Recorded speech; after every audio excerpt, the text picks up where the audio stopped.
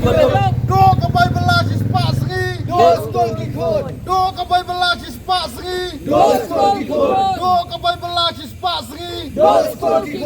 Sange kajing kene ka hok ki bodok. Yem Pediang Jee Ram Jee. Yem pediang ya ka Jee Ram Jee. Ya ka Jee Ram Jee. That this change of the act or the discontinuation of the MNREGA but converting into a Jee Ram Jee, it's just not about name change. It is about the fundamental right of and the guaranteed by the constitution of the country, the fundamental right of everybody to get a job.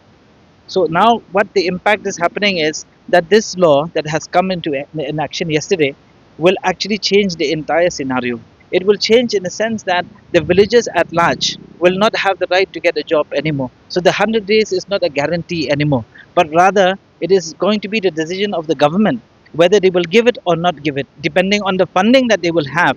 So it is not the pressure that the government will take, but the pressure, in fact, it's going the other way around. The government will give pressure to the public at large now. So there will be communities that will be impacted to a very large extent, depending on the political will of the government at large, which means that it has become what we call as a weaponization of a certain scheme. And this can become a very good political weapon.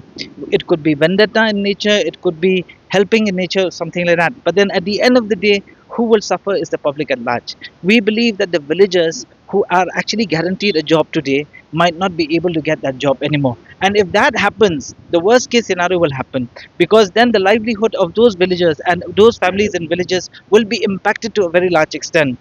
My colleagues over here, they've already pointed the changes that are being brought can be brought about by, it's not just a change of name, it's the very essence of what Mahatma Gandhi stood for.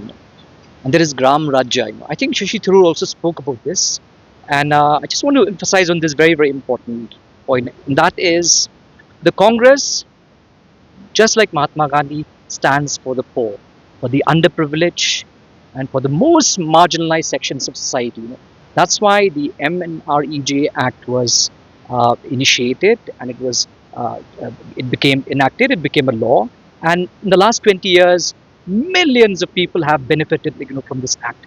I think a case in point that needs to be mentioned over here is during COVID.